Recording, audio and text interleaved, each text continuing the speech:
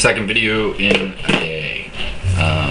Just because I have nothing else to do on this fine Sunday. Which is disappointing because it's a very lovely day out.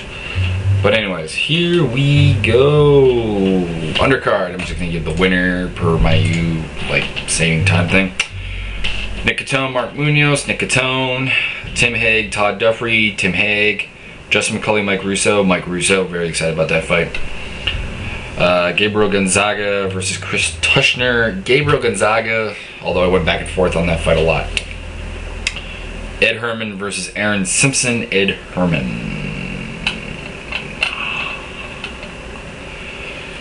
Main card.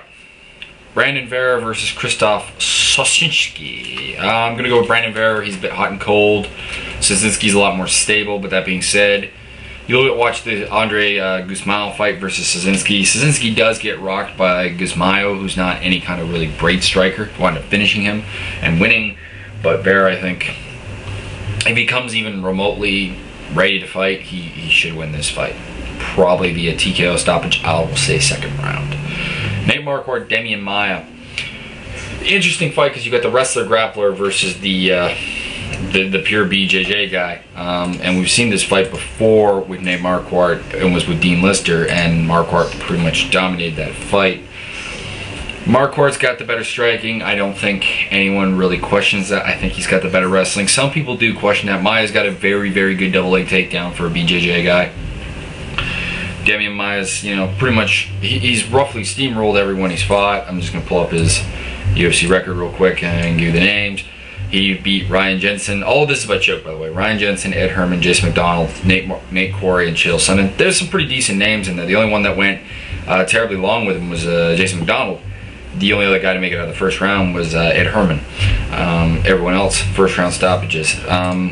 He is vicious. If he can get a hold of the neck of anyone, I think they're pretty much out, and Marquardt isn't an exception, I think. But the thing is, Marquardt, I think, can sprawl and brawl this. I think he's going to be smart enough to be a little bit hesitant if it goes to the ground and be very defensive, maybe leading to a slightly boringer fight than maybe what we could have had if he's going to be really aggressive.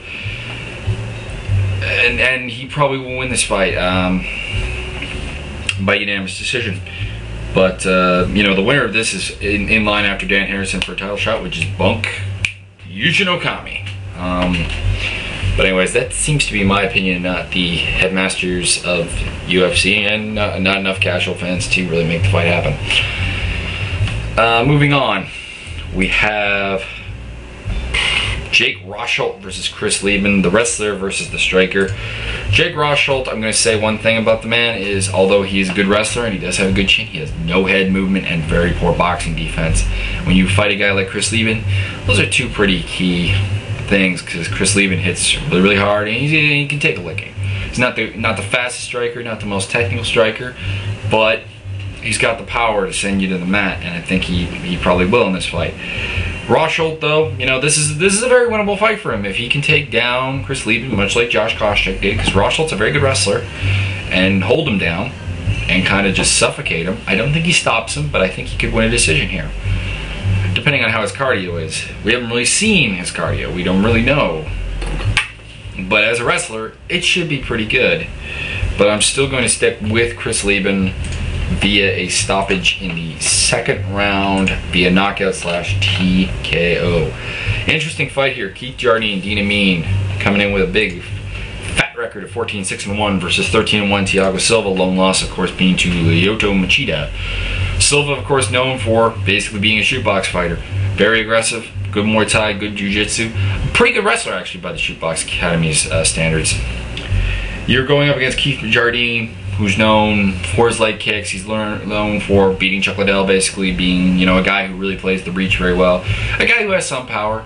He sent down, of course, Forrest Griffin, which, people are kind of discounting now because, Griffin just got knocked out by Anderson Silva. The Dean Amin, if I'm not mistaken, is coming off a loss to Rampage Jackson, in which he went to decision, which actually I think that fight did a lot for him. It did a lot in the way of repairing his reputation as a guy who gets knocked out very easily, that the Vanderlei Silva and Houston Alexander fights gave him. Does he have a great chin? I don't personally think so, but he's a guy who has Greg Jackson in his corner. I don't think you can underestimate the importance of that. He's a guy who plays his reach. He's a guy who knows what he can do. I think he's fully aware that he's not really going to want to get into a slugging contest with Thiago Silva. I think he's going to try and stay away. He's going to wait for Thiago to gas. Because you see Thiago gasses in almost every fight he's had.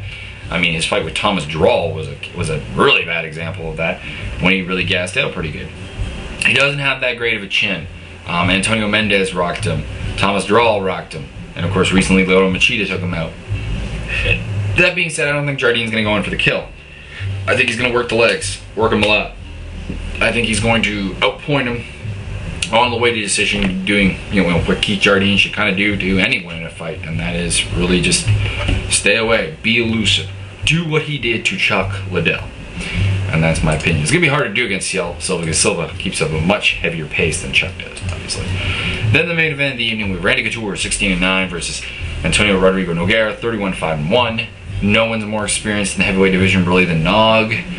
He's a fantastic, he has actually very, very good boxing.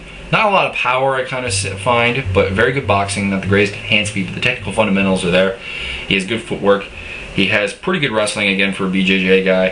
He has excellent BJJ for MMA. I want to make that quite clear. And this was the point that Vinicius Malhegas brought up on The Ultimate Fighter, is that no, he's not that high level of sub-grappler, but the way he's translated his BJJ to MMA is much better than a guy like, say, Frank Mir, in my opinion. It's very hard to neutralize him. That being said, Randy could potentially neutralize him. That's because Nog, of course, in the Frank Mir fight looked terrible. We've heard a lot of medical reasons, staph infection, bad knee. But this doesn't explain the fact of the lack of chin and almost seeming just lack of game plan, lack of chin, maybe even a little lack of heart, which these are three things we don't generally say about Nogueira. And it's going to be interesting to see if he's kind of, become the Nogueira of old, or he's going to be the Nogueira that's been in the UFC. Even his fight with Heath Herring and Tim Sylvia, they were not overly impressive. Maybe he's been to the wars one too many times, and that's the key. In a nutshell, that's why he's not really the old Nog. This could be the point, but this is a fight that he's going to try and show it. He's the bigger man, he's the taller man, he's got the greater reach, greater striking on a technical level. I think Randy has a bit more power. Randy is going to probably want to take this fight down. He's probably going to want to control him. This has worked for him in the past, even against reasonably good grapplers. He's been submitted before, but it's been a while. I think he's ready. And though I'm not one of these guys who believes in Randy, in fact, I think since his return from retirement, this is probably the first time I'm picking Randy. I'm going to go with Randy Couture, and I'm going to say by unanimous decision.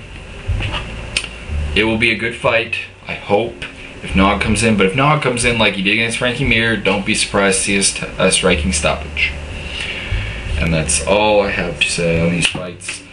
It's not a great card. It has actually a lot of interesting fights, but particularly on the undercard. Like, they're not overly meaningful fights, but I find them interesting. And I'm also very excited for the debut of a heavyweight prospect that I think is a very good one, Michael Russo. Anyways, that is all I have to say.